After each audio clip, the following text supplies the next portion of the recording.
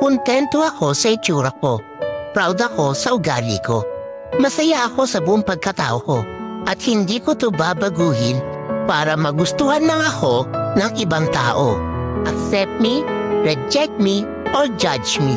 I'm still me. Because I'm born to be true, not to be perfect.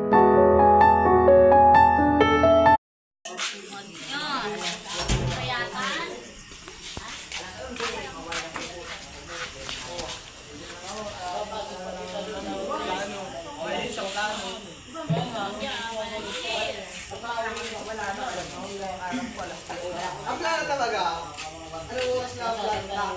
Ay, tarakaabot kita na ako kayo mo. Siyempre, dito maigdi, tarakaabot na nagugugig yung pa.